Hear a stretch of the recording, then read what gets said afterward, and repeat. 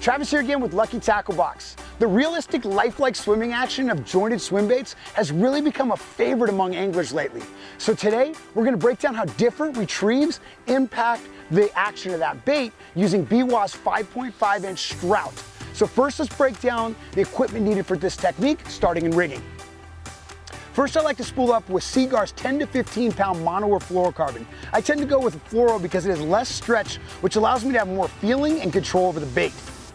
Next is the reel. It's important not to retrieve this too quickly, so I use Biwaa's Tatula 5.3 or 6.3 to 1 gear ratio.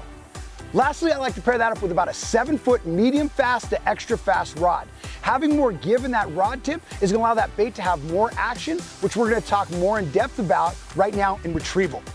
I have about 3 different retrieves I like to rotate back and forth. The first one is just a consistent reel. The only thing I'll change back and forth is how quickly I'm turning the handle on that. Sometimes I do real slow, sometimes I'm burning it in, depending on what the fish are gonna react to. This is a good technique when the fish are actively feeding and you don't need to put much action on that bait. Just that nice swimming action is all you need to get these fish to strike.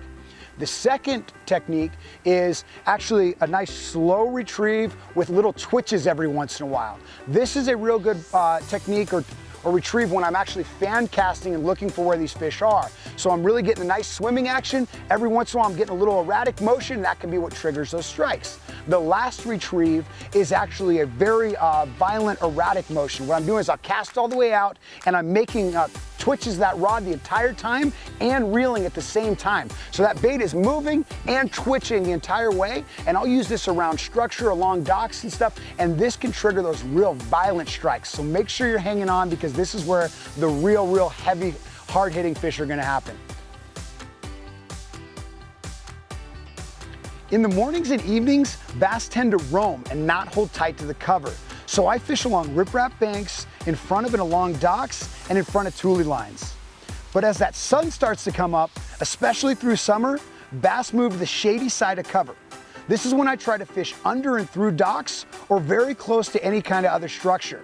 It oftentimes takes experimenting with several different retrieves to see what gets the fish to react during the warmer times of the day. It's no question that just a straight cast and retrieve can get some great action and great results from jointed swim baits like Biwaa Strout. But by understanding how different retrieves impact the different swimming action of these baits, you can really maximize the possibilities with these great lures. Once again, guys, I'm Travis with Lucky Tackle Box. If you enjoyed the video, throw us a thumbs up. Make sure you subscribe to our channel. Also, to find out more details about any of the equipment we used in these videos, check the description box below for some links.